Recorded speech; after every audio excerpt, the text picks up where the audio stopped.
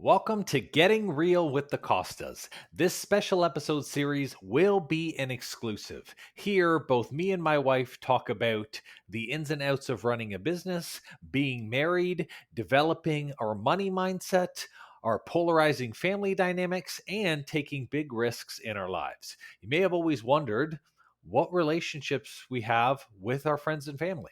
How can we actually balance our work and our life routine? You may be wondering how we communicate as a couple, or even what our health goals and struggles are that come up in our day to day jazz. Well, you are in luck because we get to talk about all this personally and more, completely unscripted. Welcome to Getting Real with the Costas.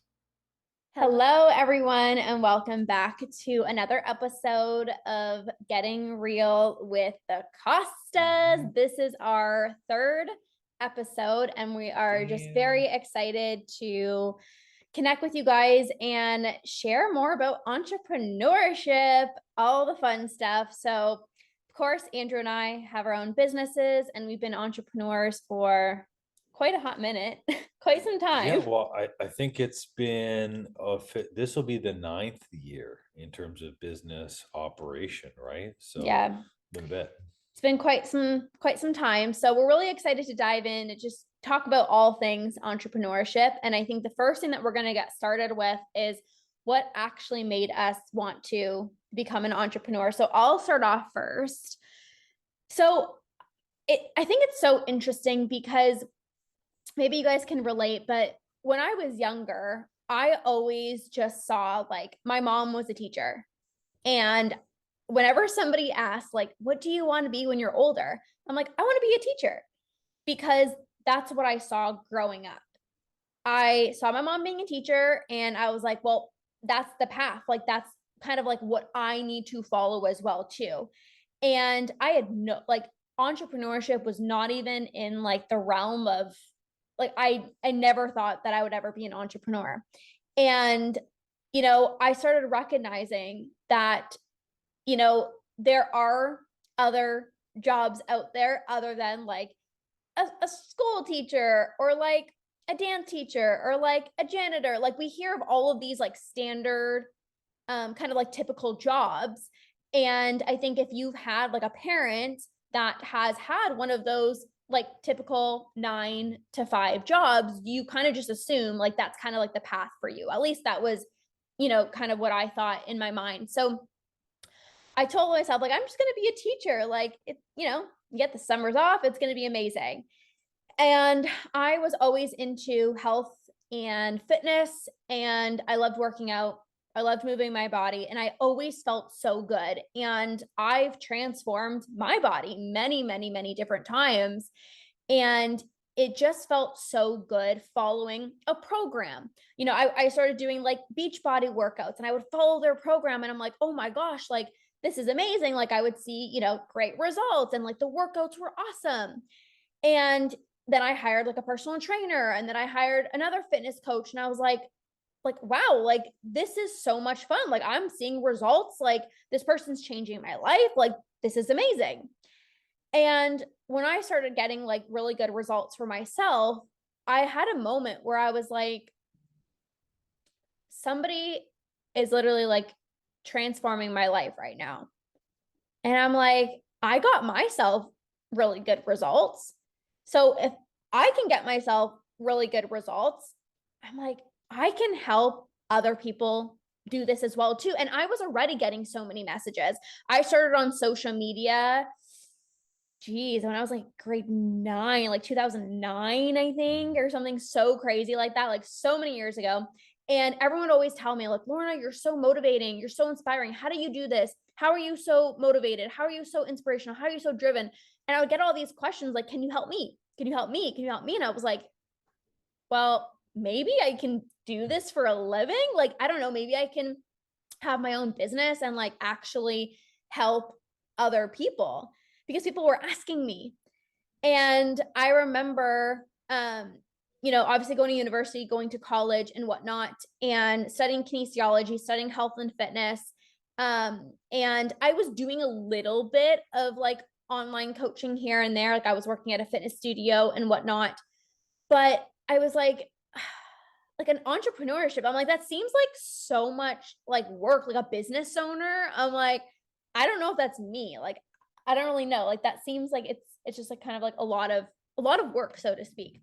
So, anyways, long story short, after going to college, after going to university, after working for a gym, and people having like so many messages, you know, telling me that they want to work with me, I was like, literally, like, I could do this for a living. Like, I can actually transform people's lives. Like, I can have my own business, like doing what I love and also helping other people transform. So, for me, like, the reason that I wanted to be an entrepreneur is because I loved what I did. Like, I loved at the time, like I was doing like fitness and health, and I loved that. It didn't feel like work. I loved seeing the expression on other people's face when, like, you know, they were reaching their goals and their families' lives were changing and they were happier and they were healthier. And that honestly just made me so incredibly happy. And I think just one more thing. Sorry, I know I'm talking a lot, No, but you're good. I I remember my uncle telling me, and he said, like, you have something special in you. And I've always known, like, even as a little kid, like, I always felt like I was just like different than other people. And like, I never, like in grade school, like, I didn't want to like go out for recess. I'm like, I want to study. Or like, my friends would go out and I'm like, I want to study. Like, I want to work hard. Like, I want to study for that test. I want to do well on this exam. I don't want to go out partying. Like, I'm going to stay home. I'm going to go to the gym. I'm going to wake up at 4 a.m. I'm going to do the gym. Then I'm going to study. And I'm going to, like, I've always done things that people normally didn't do. And I've always seen myself as a hard worker. And when my uncle told me, like, when I was working for Beachbody, like, you got to do something else. Like, you can do something bigger for yourself. And at first I was kind of like triggered because I'm like, you don't even understand this company, blah, blah, blah, blah. But I felt that I was like, I'm meant for more. Like, I love working hard. I love challenging myself. And I know I'm meant for something more. So that really sparked something in me. Like, I am not meant to be a teacher. Like, I'm not meant to work a 9 to 5. Like, I am meant to like work hard, challenge myself, but it actually doesn't even feel like work when you love what you do. So that's kind of like a long-winded answer of what made me want to become an entrepreneur. It's crazy because like in listening to the way that you transitioned, it's almost like the polar opposite of how I got into the just being able to work for myself. Like you, my entire family, all that they were focused on was just making sure that they paid the bills. Like my dad was a crane operator and he worked his traditional 40 hours a week and he got paid really well as a crane operator to the point where like that's something I went into as a job. Like I became a crane operator as well too. And when you're starting at like $30 an hour as an apprentice and then you're going to $45 in your first year, like you know, most crane operators are making 120,000 a year. And as someone who was like 22, 23, like as my going into a job like that, I knew that I could make a lot of good money, right? But crane operating was never my first choice. You know, being a mechanic was my first choice. I love cars, and for those of you who don't know me, like I have a Mustang. Cars are my thing. Like it's just something that I like, and I think now you like the Mustang too. Yeah, I'm like, sometimes we literally It's have to your car like now. switch the cars because especially when it's a nice day, I'm like, I want to take out the Yeah. Mustang. I don't want to So drive my Nissan, yeah. So even though it's there's our nothing wrong car. with my Nissan. No, but I mean, it's one of those things where like I've always enjoyed vehicles and tinkering on stuff. So for me, mechanics was that first thing that put me into it, and I worked at a lot of dealerships, and I recognized very quickly that that was not a sustainable job because they pay by the job and they don't pay by the actual hour. So it's like you could work 10 hours in a day, but if the job was warranty and you only got paid and it only paid you 2 hours, then your 10 hours actually only paid you 2 hours. So like I got out of that industry so quick the moment I realized, like, I no joke, it was like 102 hours worked in a week, 102 hours. And out of the entire pay, I got like 36 hours worth of pay.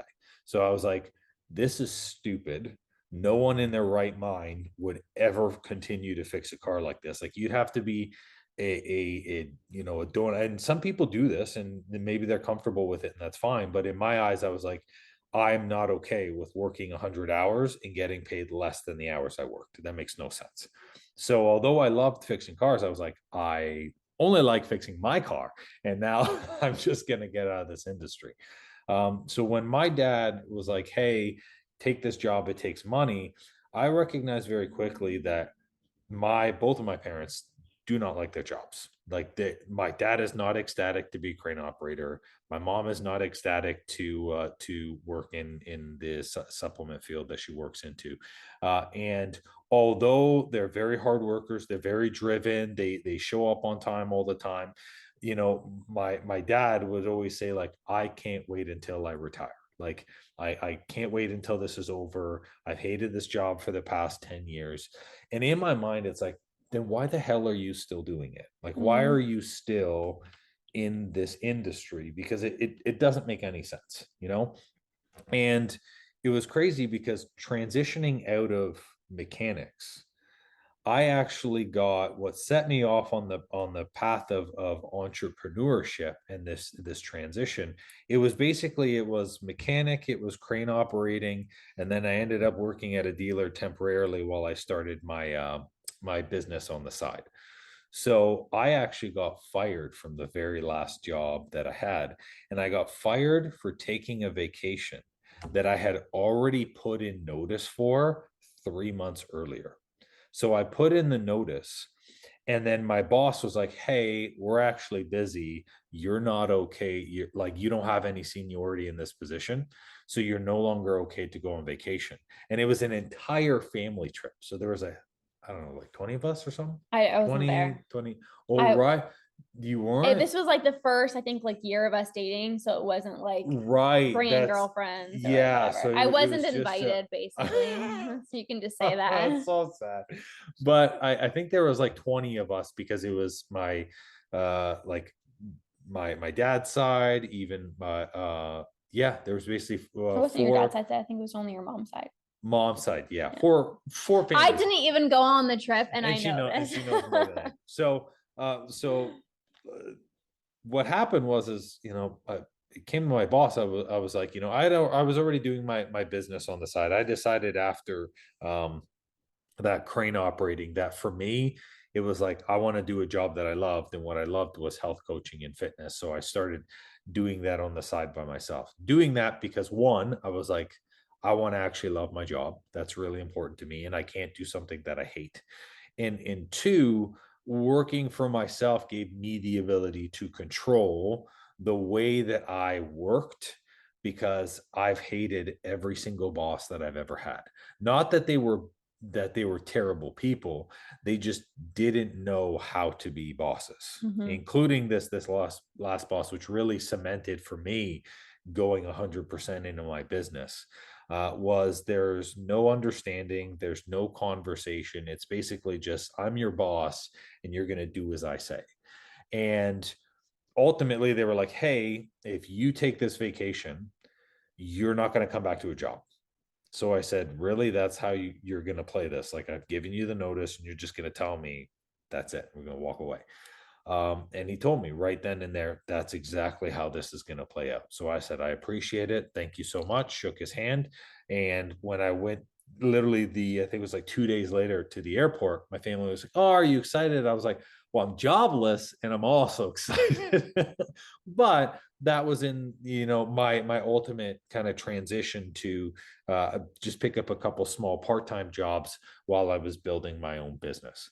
But for me, the biggest decider of becoming an entrepreneur was, I don't do well with being told what to do. I never have been. I have the I same. I always do everything my own way, and we get to the same result. Like, by all means, I'm a team player. I'm here to support the team, but if there's redundant work, if something doesn't make sense, if it's not right, to just be like, do it this way because I told you to, has never been the way that I've operated.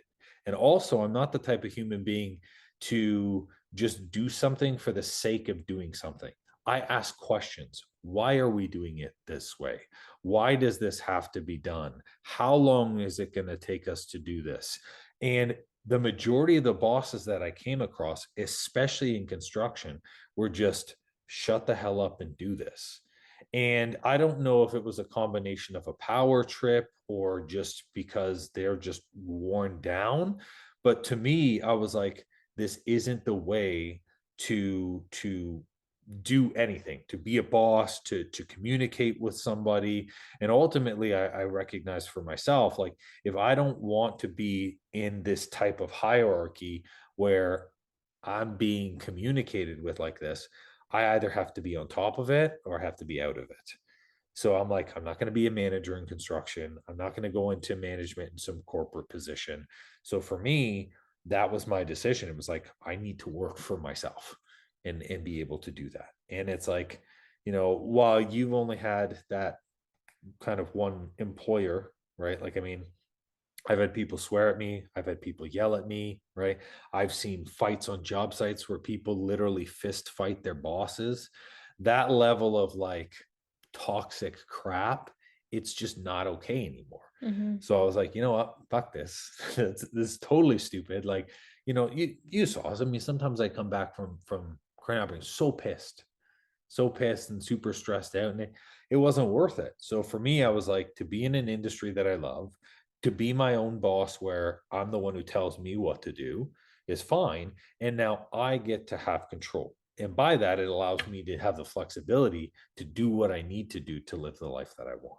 Yeah. And I think, even just thinking about like what entrepreneurship is, like, sure, yeah, it's like setting your own hours. Sure, it's like you get to decide the way that you want to do things, but like entrepreneurship is also leadership. Like I never thought that I would have to become a leader because we have to lead our clients.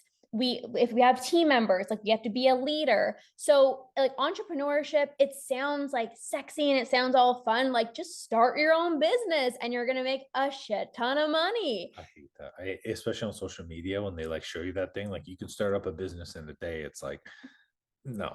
Yeah. Yeah. And I mean, like, yeah, I think people think it's like become an entrepreneur and then you're going to become a millionaire. And like entrepreneurship is like hard work. It's showing up for yourself daily. It's being a leader. It's constant growth. It's constant evolution for yourself. It's navigating a lot of challenges, navigating things that you've never had to navigate before. Like there are certain things that we've done as an entrepreneur, like I never thought that I would have to like face, that I would have to like deal with. And it's not just like all rainbows and butterflies. Like I truly think entrepreneurship is you constantly evolving, you constantly growing yourself. And then it's like showing other people how to do that. I think the big thing too that people need to recognize is like, it, I don't want to say that entrepreneurship is difficult, but it requires a lot of dedication and commitment. That's really what entrepreneurship is. It is commitment to the level pat. Like anyone looking for like, I'm going to be an entrepreneur and that makes me happy. Happiness is like this surface level thing where like you really have to love, be passionate, and be incredibly dedicated because happiness comes and goes and you still have to build a business. Okay. And when I say happiness comes and goes, I'm not saying like it's going to leave and you're going to be miserable, but there's going to be challenging days where you're still going to have to be dedicated to your clients, to your teammates, and continue to build and push through and do these other things as well too. And that's really, really important. So from an entrepreneurship standpoint, it's important for people to understand that like most businesses fail in the first 2 years. Mm-hmm. Like 95% of businesses fail in the first 2 years.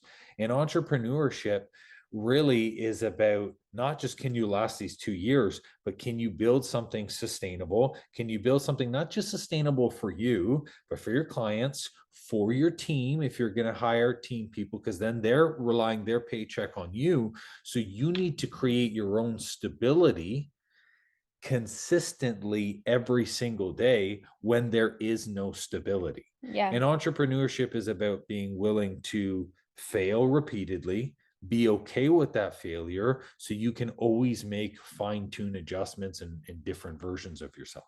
Yeah. It's not just like, ooh, I can wake up and like just do whatever I want today. It's also like accountability to yourself and like choosing to show up for yourself, because when it's just you, especially if it's just at the beginning and it's literally just you, like you have to wake up every single morning and deciding that you're going to do this. It's not like, ooh, I only want to be an entrepreneur when like things are going really well and the money is coming in and all the clients are so perfect and like my schedule is absolutely perfect, like only when things are easy or only when things are good. Like being an entrepreneur is like dedicating to this like over a lifetime. It's like on the bad days, on the good days, on the like challenging days, on the days where maybe you don't feel like doing something, it's like it's only you. So it's like accountability here to yourself and choosing to show up every single day. Mhm. And from a social media perspective, like any single, like the people that you think are successful on social media who are showing you all these positive Oh yeah. moments, it's like for every successful person, there's 1,500 people who are failing and they're not doing well at all. Mm-hmm. Right. And you're only looking at the highlight reels of everything. And especially coming in as an entrepreneur who was brand new, at least for me, I truly thought that I was just gonna like pop open a sign, right? And just be like, here, like, here's my business. And then everyone was just gonna give me business, that my friends and family were gonna help me with my business. And it was the absolute opposite. I opened up my door for business. Nobody cared. Nobody gave a shit at all. And guess what? That's because they don't know you at the beginning. They have Mm-hmm. no idea who you are. So why should they care about you? Two, family, they know that you've never done this before, so they don't want to be your test dummy. They don't want to be your preliminary targets or your example. And the majority of them are also going to say, let me wait a little bit to see if this is something that is successful.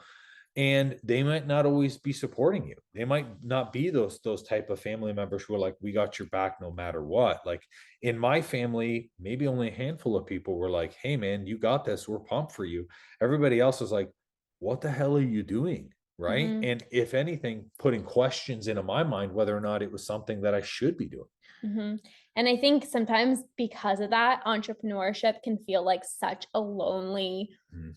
ride, because it's not normal to people like even for like our families and stuff to be like, oh, I'm gonna start my own business and I'm not gonna do a 9 to 5. Like I'm gonna start my own business. It's like, well, like, is that gonna be okay? Like, are you gonna make money? Like, is that okay? Like it's sometimes, when you tell people that you're doing this, it's not necessarily like a standard job, right? So it's like it's hard to sometimes talk to family about this, or it's hard to even talk to friends about this, or just anybody who isn't an entrepreneur, because it's going to be really hard to understand. And I remember, you know, wanting friends like in the entrepreneur space so badly, because I'm like, nobody else is going to get it unless you have created a business yourself and you're an entrepreneur yourself. Because the things that we have to, face on a daily basis, it's like my friends from high school aren't going to understand the level of like dedication, the level of time. Like I remember,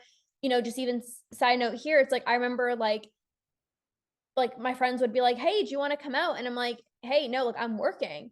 And sometimes people wouldn't understand that. Like, "Well, just take a day off," or like, and I'm like, "No, but like Monday this thing is due," or like we have clients on programs and it's like, "No, they need to get their stuff." Like it's Mhm. it's like having people as well that understand the entrepreneurship so that you don't feel batshit crazy sometimes. Yeah.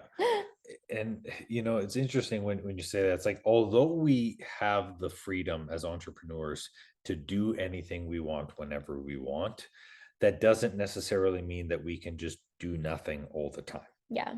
And that's what I feel like people think the golden entrepreneurship is, where you can just work 1 hour a day and then you're being paid for nothing. Like, I don't know. That's not how entrepreneurship works. It's like you have, of course, the freedom and the ability to do anything whenever you want. But that being said, there are responsibilities that come as a part of that. Like, if you don't want any clients, don't do anything for them, and then they'll leave, and then you won't have any clients. Like, But that's, that's it. you know. Entrepreneurship, it is hard work.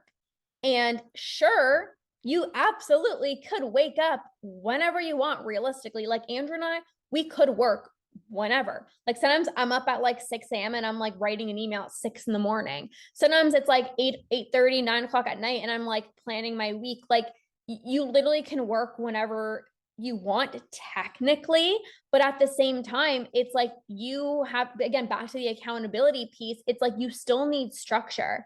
We don't have to wake up at a certain time, but we do because we do.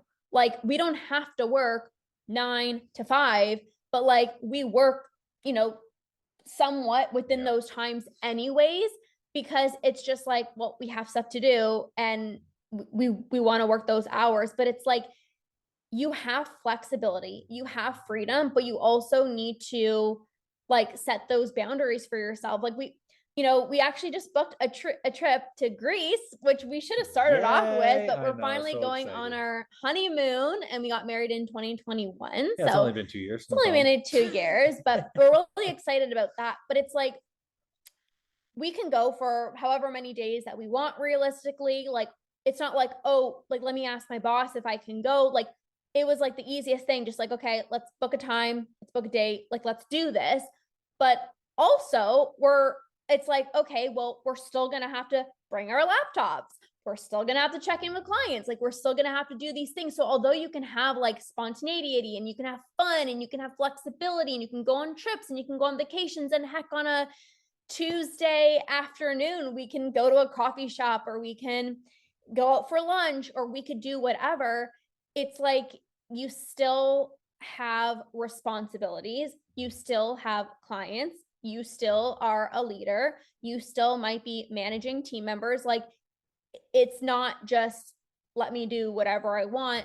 There is flexibility and fun, but there's also like, okay, I got to get shit done. Like I can't just sit on the couch all day and wake up whenever I want and go to bed whenever I want. There is still that like self-discipline. I think that's truly what being an entrepreneurship is. It's like it's self-discipline, and with a mixture of like flow almost, where like Saturdays and Sundays, I don't have to work. A lot of the times I do because I enjoy it, but maybe on a Tuesday afternoon, I'm like, okay, I'm just going to go for like 2 walks and I'm going to go to yoga and I'm going to just chill on the couch. Like, you know what I mean? So it is kind of like finding that balance as well too. It's like putting in the work, but also like reaping the benefits of it too. Yeah, from the structure piece, it's really like if you want to build a sustainable and maintainable business, you have to build systems, processes, and structures in order for you to be successful as an entrepreneur. And the way that you find that out as you go along, and this is, I guess, a part of like how we've grown through this, Yeah. is like first, like you're willing to do calls whenever, you're willing to Oh take my anybody whenever. gosh. And like Yes. we had clients as early as 5 a.m., in which case I had to be waking up at, sometimes 3:30 or 4 o'clock to drive to a spot. And then the last client would finish at 9 p.m. And that wasn't sustainable. So then Mm-hmm. through that, we had to grow and we had to learn boundaries. When do we stop talking to people? When do we have office hours? And then with that, the next challenge came into was when we were getting messages from clients whenever, where this is now where we have to then go and set, okay, well, from a structure perspective, when do we talk to clients? Mm-hmm. When do we have our response times for clients? When do we answer emails? Because if we don't set those things, or if we don't have some type of structure in that, although we are entrepreneurs, these things will take away the hours of our time, and then we become a slave to our business. And like especially at the start, like when we had the studio, Mm-hmm.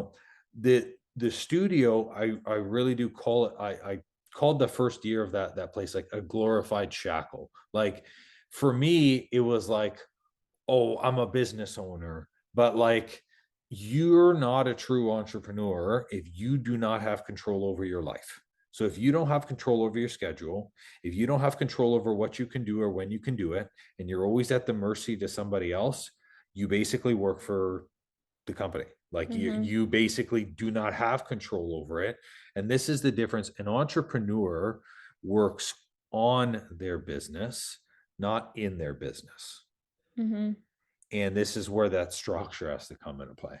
Yeah, and we've definitely grown so much as an entrepreneur, and like boundaries have been so huge because it's like when you're first starting your business, it's almost like I just want to say like get what you can take them. Like, you know what I mean? Like it's like at the beginning, it's like you just want to work with like everyone Well, and you also like need money. Like yeah, you like want to pay that's your the thing. bills Of and not be course. poor. So Of like course, right? everybody has that like first Yes, 6 months. right? But then after, it's like I've learned boundaries and I've also learned like standards for myself of what I'm not willing to kind of tolerate because as you become an entrepreneur, it's like you're doing this because at the end of the day, like you want to be happy.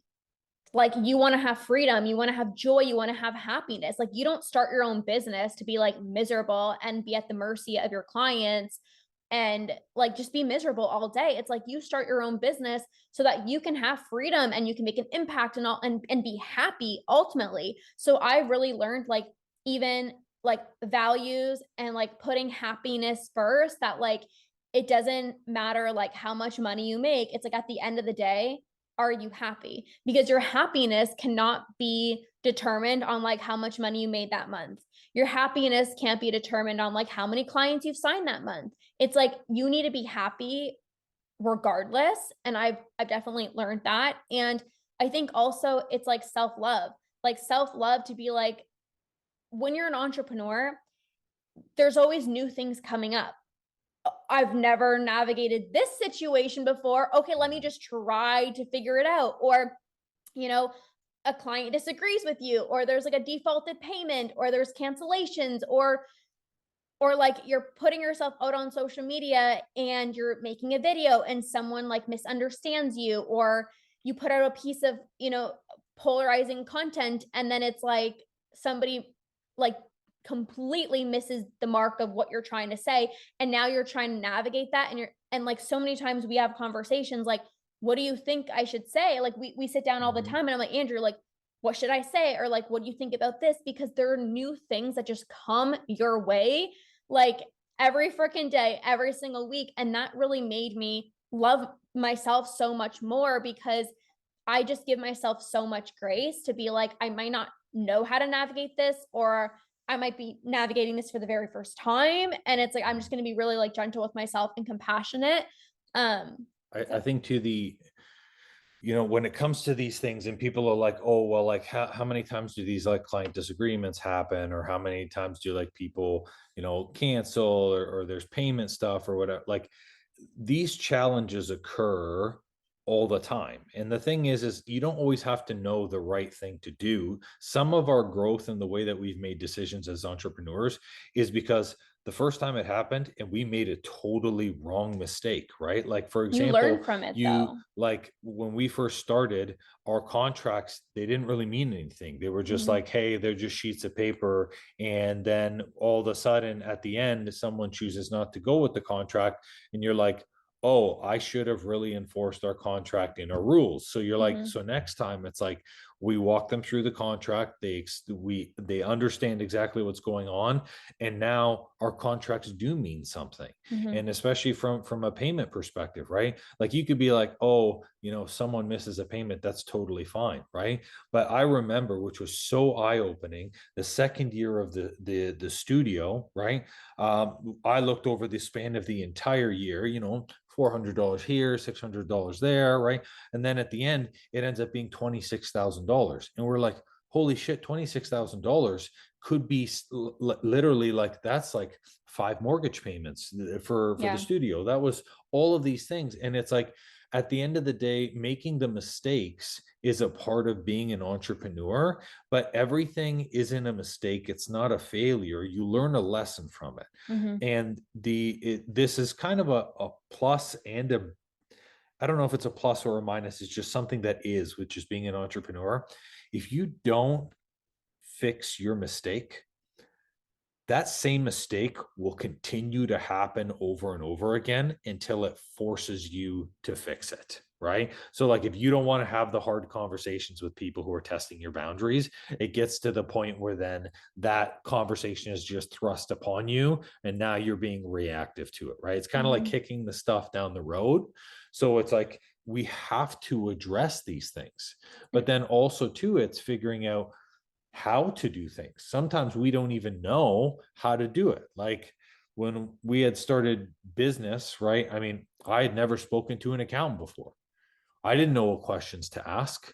I had never hired a lawyer before. I had no idea what lawyer was going to be the best one to start. We never had made contracts. We had never created a website. All of these things we had to learn. And the best part of that knowledge is we get to keep that forever. Like me and Lorna could literally like close shop, start a totally different business, and all of our skills are transferable with everything that we do because we learned through it. And I think one of the skills too that we've also learned is like communication. Like, you know what I mean? Like how to properly communicate with clients, how to properly communicate with these lawyers and these accountants, and like just proper communication, and like being emotionally intelligent, because there's also some days where you're navigating maybe behind the scenes in your personal life. Maybe you're going through something tough, but it's like, oh shit, 3 o'clock, I have a client call. I need to learn how to like shift my state so that I can communicate this masterclass or this training in like a very powerful way without having my personal life kind of bleed into this. Like, you know what I mean? Like you have to be okay with like even yesterday having like the best day of your freaking life, and then the next day like something, quote unquote bad happens or whatever, and it's like you still have to communicate with your clients, you still have to communicate with your team, you still have to put like, not like put a smile on your face and like fake it or whatever, but it's like you still have to show up, you still have to communicate with your clients that you're coaching, you still have to do the things that you have to do. But just in regards to like even hiring people, like I remember like the first time that we had an accountant, and I'm like, we have to like save all of our receipts, and I have to like, I can't just like go to the store and like purchase something and throw the receipt out. And I'm like, this is so weird. Like, I'm like, I've never had to do that. Right. And again, what you said about the contracts as well too, it's like having things in place. And sometimes at the beginning, it's like, is it really worth it? Like contracts or like hiring a lawyer is like, thousands and thousands and thousands of dollars, but it's so worth to do things properly at the beginning, even when you're just kind of like starting out, because you're like, oh, like, it doesn't really matter. Like, I'm not going to have contracts. I'm not going to have boundaries. I'm not going to have standards. Like, I'm just getting started. But like the way that I've always seen it, and we've always seen it, is like, this is a business. Like, just because you're on a payment plan doesn't mean you can just not pay. Like, this is a business, right? And obviously, I think too as well, which is important with that. Sorry, you go. No, I'm just saying, like,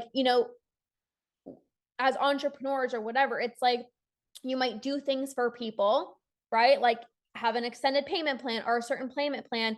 And then it's like you're doing them, like the client or whatever, like a favor to support them and make it more feasible.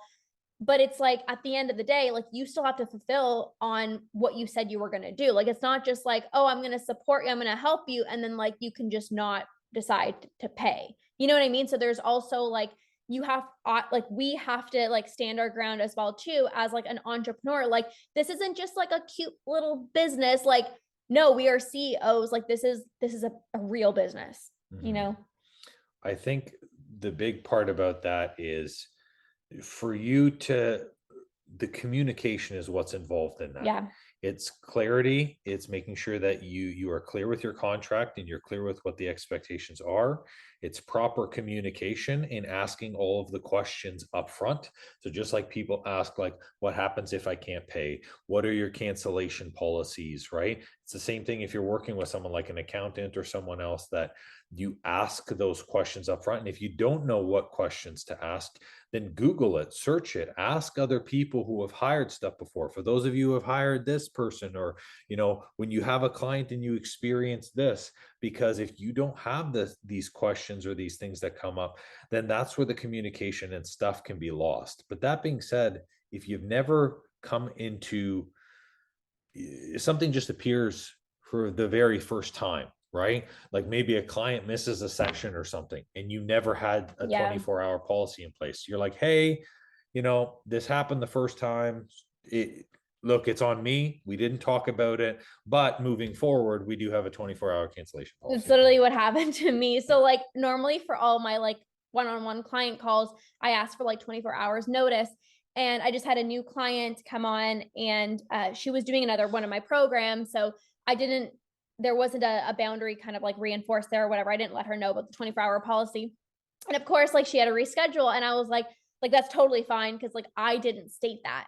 But for like the people that know, like, hey, Lorna needs 24 hours, or like Andrew needs 24 hours or whatever, it's like we now have clients that don't ask like, hey, can I reschedule? Like, I know you said this, but it's like they just know, right? And it's not just it's also it works both ways. Like it's not just like, oh, like the entrepreneur can only have these boundaries. It's like, no, the clients can have, boundaries as well too, as long as it's communicated like before then, and like having those standards or those communications, those boundaries in place, so that like it works for both people, right? Yeah.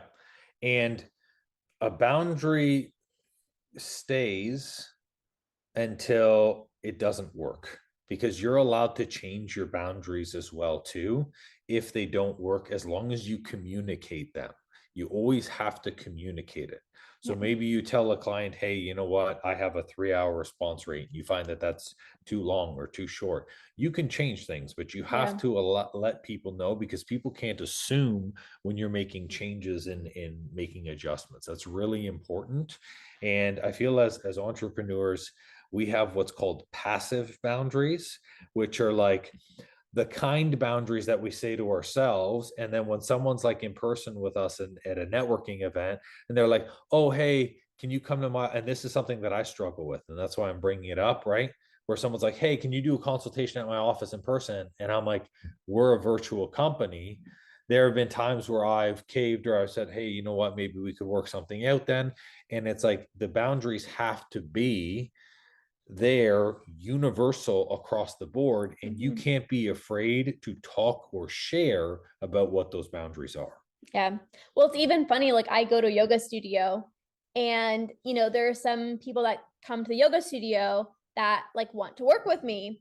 And I'm like, okay, well, like this is my process. Like, reach out to me on social media, because like when I go to yoga, I'm going to yoga. Like that's my personal time. And not to be like an asshole, like at all. And people respect it. They're like, sure, like what's your policy? You know what I mean? It's not like I'm just gonna go to the yoga studio, and then in the yoga studio we're, talking about different things. Like, it's like these are kind of like this is how I operate my business. And it's important to have those in place, because it's just like a streamlined process. So you're not like doing one thing for one person over here, and then you're doing another thing for this person over here. It's just like having everything in place.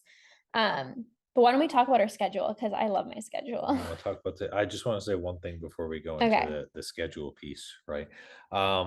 When you talk about that, about not coaching in person and in doing that stuff, people will test your boundaries, or they will say, but I'm not willing to work with you unless you change this. And as a new entrepreneur, you might say to yourself, the money is worth more than this boundary. Yeah. But the reality is you're going to end up working with this person. It'll be a drag to work with them. You'll hate the process, and ultimately you're going to get frustrated with your business. It's resentment. That's really what it I've is. done a lot of things taken seminars. Like, remember when I did the presentation at the home show? Like, I'm a health coach and I'm here talking about interior Yeah. design for people in their houses, saying to myself, this isn't my topic. This isn't my passion. Why did I make a commitment with this? Why did I say yes? And even though in the moment the yes was, oh, I can make it work, you really can't, because it has longer side effects than just saying yes to please that person in the moment. I would rather not work with someone. And that's the best part. If you say, I'm actually not willing to do that, then perfect. You don't get a difficult person as a client, because if they're difficult with you just to start working with you, they're going to be difficult with you to continue working with you in whatever business you do. Yeah. Good point.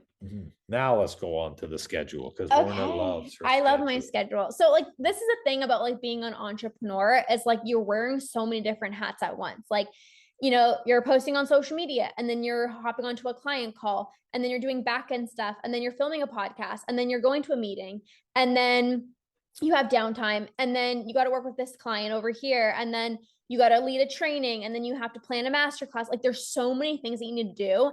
And like even just like the way that our brain works is our brain functions when we are like dedicated to like one task. So you're not like hopping from task to task. So like if you are doing content, it's like, okay, today I'm doing content, or at least for these next 2 hours, I'm batching something, I'm batching my content. It's not like you're going to do a coaching call and then, maybe do content and then you're going to do a masterclass and then you're going to have a meeting. Like, sure, some days might be like that, but as much as you can really batch things, that's going to be really supportive. So for me, my schedule, I love this so much. It's like Mondays and Fridays are Lorna days. Like I do whatever the heck I want on Mondays and Fridays, essentially. Like Love it. that's just kind of like what I do. Like Mondays, I might be planning like a masterclass or training. And then Friday, obviously we do like tea and teachings and we sometimes record this podcast. Tuesdays to Thursdays, those are like my coaching days, or those are the days that I run like my trainings or my programs and my master classes. I rarely ever do like a training or a master class on Monday or Friday, just because I know that the way that my body operates, like Mondays coming back from the weekend, I like to just kind of like ground myself and kind of like start the week, like just kind of like prepping myself for the week. And then Fridays, I know that I'm like a little bit more like tired. So I just need to like catch up on things. So like Tuesdays to Thursdays, that's when I do coaching calls. That is when I do any trainings. That's when I do any master classes. I like getting up at like 5:30 in the morning and I like, working out in the morning. For me, it's like if I fill up my own cup first thing in the morning, then I feel so good to be able to pour onto my clients. Like if I want to be the best coach for my clients, I have to first fill up my own cup. So I will work out, I'll go for a walk, and then it's like I can start my day. Usually, like I don't do anything before like 10 a.m. unless it's like things that I want to do, like an email or like content. But any type of like trainings or master classes, it's usually not until actually 11 o'clock or later. And that's kind of how I like to run things. And then Saturdays and Sundays, like I don't have to work, but I actually love working on Saturday and Sunday because there really is, in my eyes, like no interruption. I don't do trainings, I don't do master classes, I don't have client calls.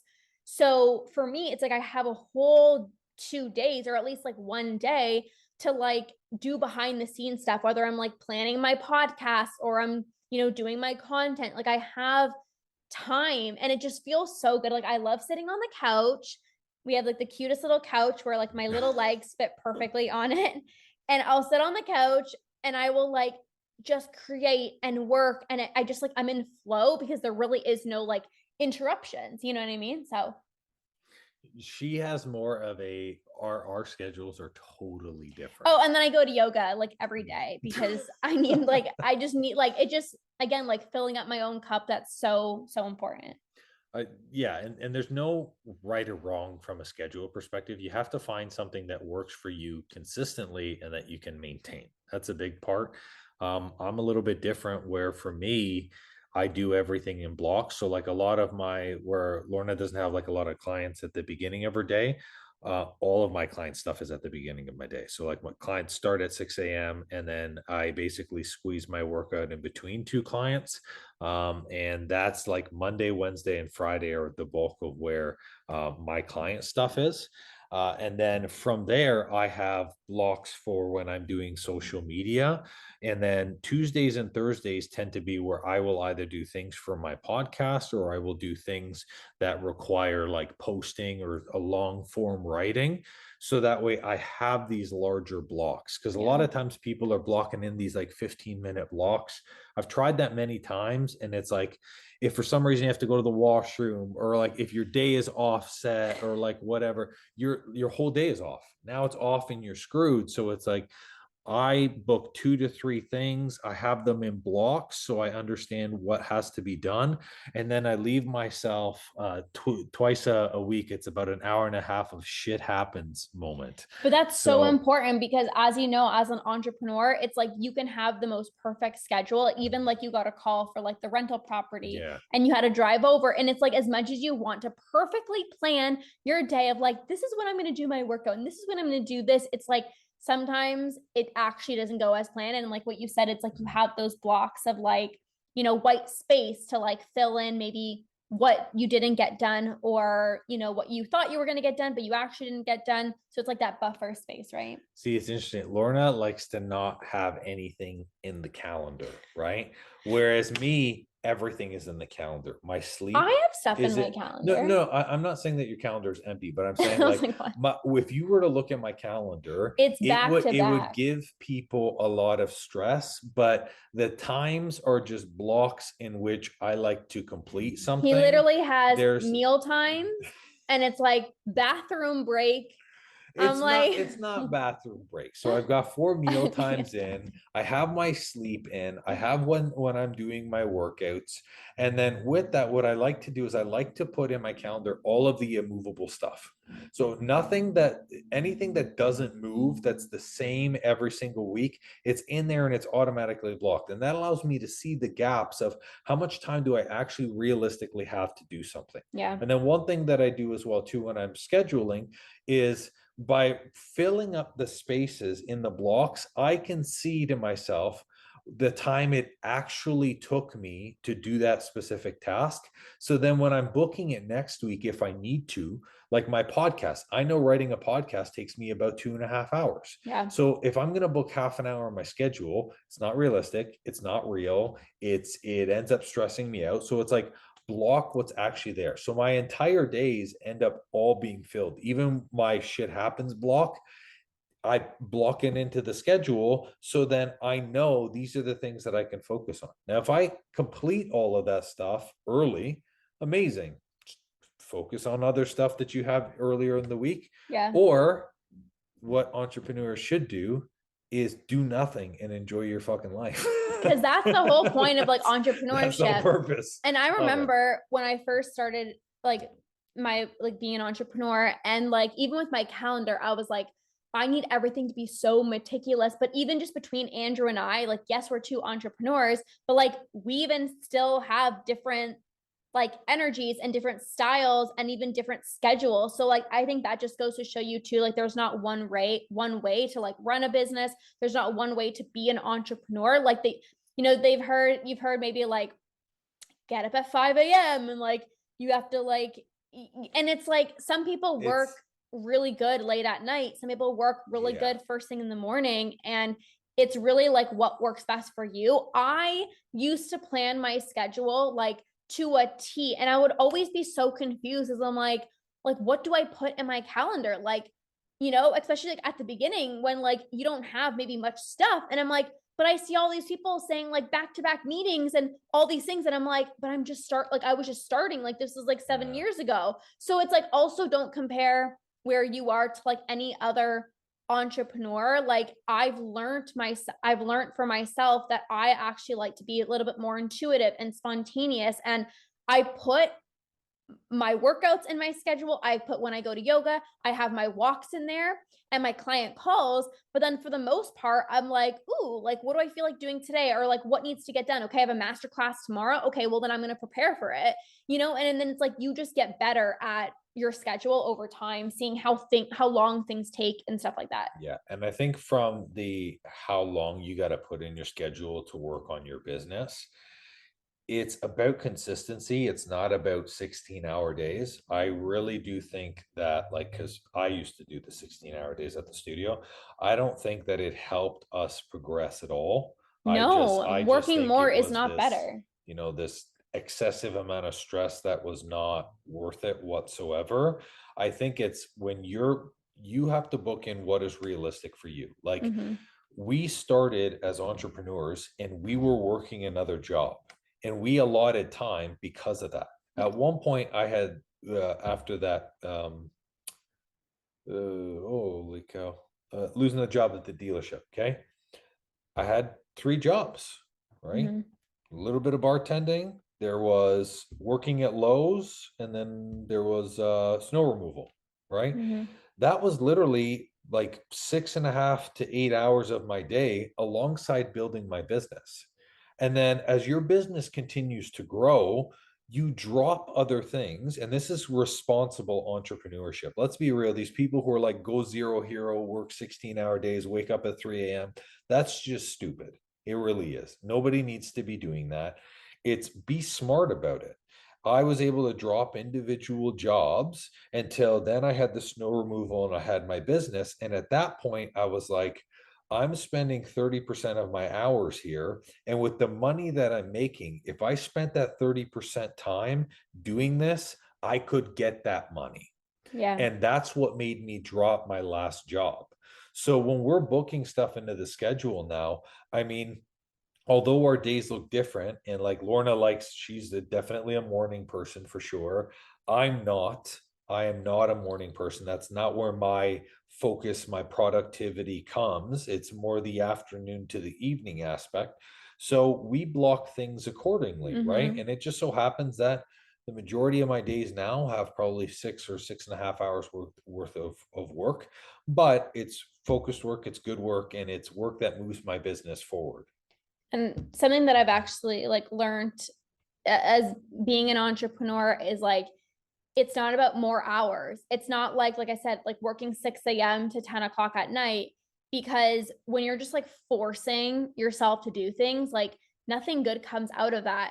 And the whole point of like being an entrepreneur is because you want that level of freedom, right? So it's like, it's okay. Like if at 4 o'clock in the afternoon, like I want to go get my nails done, or like Andrew wants to go for a run or whatever, it's like, it's really being okay and understanding that it's not about working more hours. It's actually being efficient at what you're doing, because anybody can say, oh, I worked 10 hours today, I worked 16 hours, like They wear it like a badge of honor. yeah. It's And I'm like, honestly so ignorant. and Like, now I'm like, but I don't even want to work that long. I'm like, for me, I'm like, I'm an entrepreneur. And I think also another thing too, it's like we both have offices upstairs.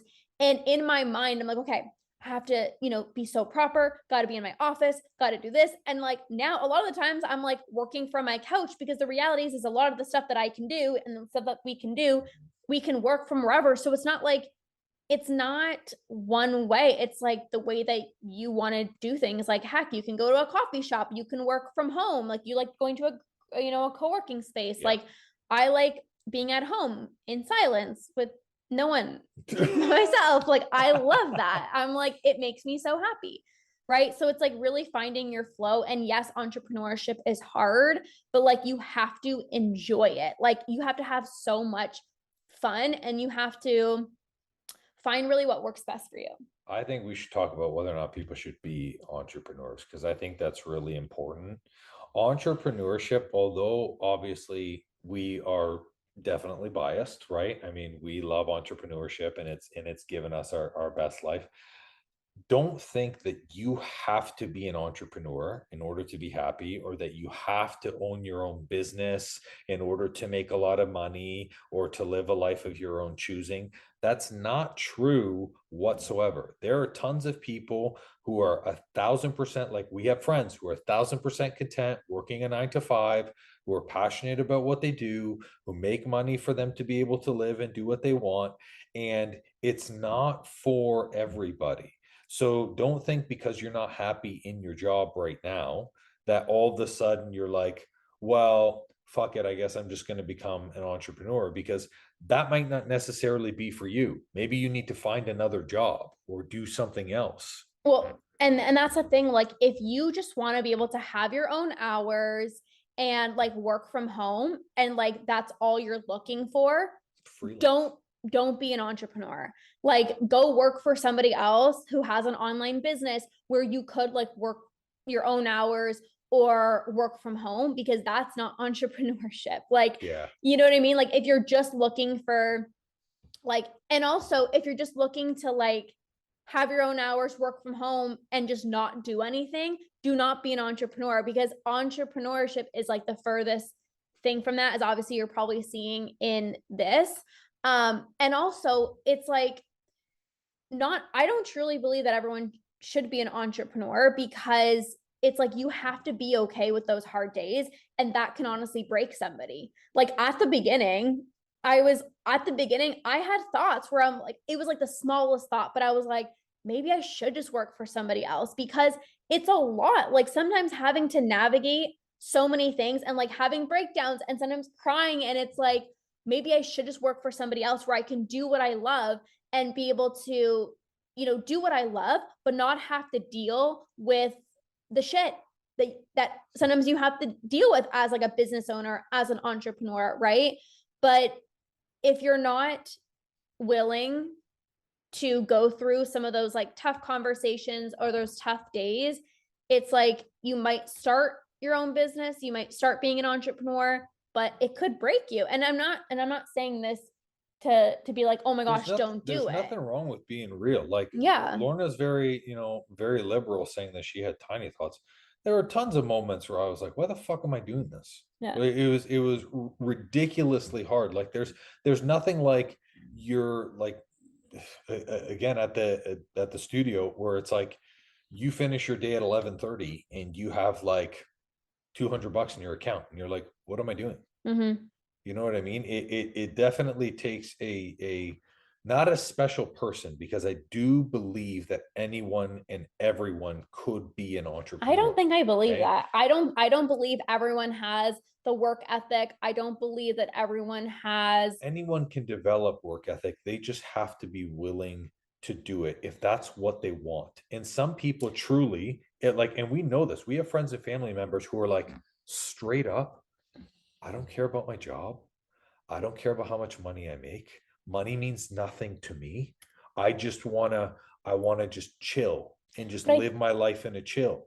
They don't want to build that work ethic. And that's Yeah. cool. That's fine. Not everybody has to be this go-go person who's like, I'm out to get the world, or I'm gonna, do this stuff. I do believe that anyone, just like freelancers, right? Freelancers, like freelancing is technically not entrepreneurship. It's like you are freelancing for another company. So it's like, I want to be able to set my own pay and my own hours, but I want stability. And that's what freelancing is. It's technically not entrepreneurship because you're working for somebody. You just get to choose who you're working for. I think what I meant is like, I truly believe that everyone can be successful entrepreneurs, but I don't think everyone's willing to, Oh, okay. you know what I mean? That Like, I I agree truly with. believe that, like, That I agree with. if you start your business or whatever, you absolutely can be successful. Like, you figure it out. Like, half the things that we did at the beginning, we had no idea what we're doing. But it's like, I truly believe everyone can be a successful entrepreneur, but I don't think everyone's willing to, like I said, go through those hard days and like keep showing up when things maybe aren't working, and like the consistency and the accountability and all of those things. That's what I meant. It was, I think, my mechanics coach in college who said, a restaurateur does not make a good restaurant owner. When people were saying, should I start my own shop? And it's like, just because you like something and you're like, I love food, I'm going to open up a bakery. No, you have no business opening up a bakery. You're not like, you know what I mean? It's like entrepreneurship, just because you love something doesn't necessarily mean that step is a part of the love. Well, and that's just even when it comes to like, being a coach, and we're going to have a separate episode on the whole coaching industry, but it's like, just because like you've gotten yourself good results doesn't mean you can be an entrepreneur. Like I remember when I started with Beachbody and, I got myself good results and I just wanted to help people be healthy and, be fit and all that stuff. And then it was like, all of a sudden there was like a business aspect of like, I needed to start getting other coaches. And I'm like, like, I don't want that, So it's like, just because you're good at like one thing and maybe like you created a transformation in yourself, it's like, doesn't necessarily mean you have to like start your own business or be an entrepreneur. Like you can just be a coach for somebody else, or you can, I think there's that aspect too. Absolutely. Yeah. So Entrepreneurship has limited possibilities, and it's really great to understand the positives and, the challenges that come with it. Because I don't think, even in regular jobs, I don't think there are downsides ever. People who only see downsides and negatives, that's not a job thing, that's a them thing. You know what I mean? Like, for example, if someone works in corporate, they're like, oh, the downside is you have to work at, no, like, it's like, if you're choosing to work for someone else, you are trading stability for your time. And in order for them to make money on your time, it means that they can't pay you what you're actually worth. Because if you make the company $40, they can't pay you 40 because then they make nothing. So yeah. they're going to pay you 20, so they make 20 and you make 20. That's how working for somebody else works. Yeah. But I think like a lot of things that we talked about in this episode, even if you are not an entrepreneur and you have like a 9 to 5 job, like you can still utilize a lot of the things that we talked about in this episode. Like even when it comes to boundaries, like I had this one client who, she was working with kids, she was working like as like a special needs teacher, and she was not being treated well at all. And, she was a people pleaser, and it's really easy to just be like, yes, like I can do that. You want me to do this? Sure. Like you want me to work this day? Sure. No problem. But it's like, it's still having those boundaries in place, and it's still not letting people like disrespect you. Like, even if you don't have your own business, if you are stretched thin and you can't, make that project happen until Friday and they want you to do it on Wednesday, like there's nothing wrong with communicating how you feel and maybe stating boundaries of like, hey, like I need to be finished at this time. And you'd be so surprised. Like I think like bosses, like obviously not all of them, but a lot of them, it's like when you bring something up to their attention, it's like if it also makes sense for them, like, and you're going to be more effective, like why not? And if not, then it's like, well, then maybe you need to go find another job. But like obviously it's not that easy, A right? fine example of this is a salary job. Yeah. Salary jobs sometimes can be like mini traps, and we've never been in a salary position, but we have a lot of family members who do. Who a salary position, it's like, we're going to pay you 60,000 a year and you're going to work 44 hours a week. And you agree to this. You're like, I agree to the terms. But then through the course of working with them, they're like, oh, Paul can't make it into work today. Can you do Paul's job? Oh, And you Tina, feel obligated to say yes. yeah. So what happens is now the terms that you agreed on, the boundary that was set, the trading of dollars for this is no longer equal. And that is what makes you feel unhappy, because you have to address it the moment that it comes up.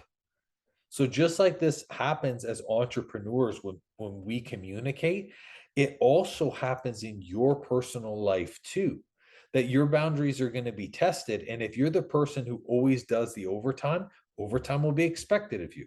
If you're the person who's always going to stay late, staying late becomes an expectation. Because the moment you do that for free, you're saying my boundary means nothing. And I am willing to do this for you for no problem.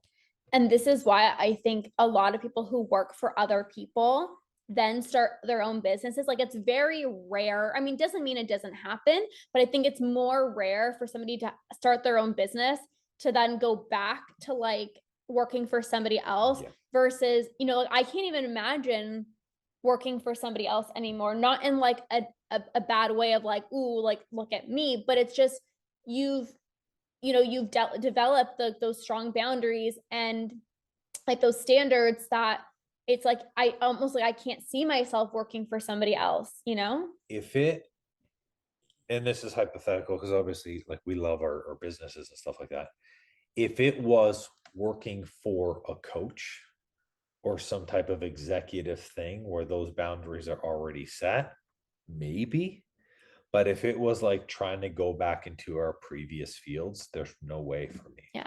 I wouldn't be able to do that. But even like going Because for it's another like, coach, I'm like, I you know what I have mean? I have the best freaking programs. Like I like the way that I do things is the best of the best. So like I'm not gonna, you know what I mean? It's like I think Yeah. that's you also develop as an entrepreneur, you develop your way of doing things and people gravitate you because you have something in you, right? Yeah, And the it's dependence is huge. yeah, and it's not like somebody just like hires you because you get them a transformation. It's like somebody hires you because of you and your personality, right? So it's like there also is like that like special spark to all of us, you know?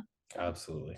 We're special sparks. Wow, this is a Oh, long ass episode. woo. But hopefully you guys enjoyed this about entrepreneurship, and it's honestly so much fun. It is so freaking rewarding. It's like I'm just so excited for Greece.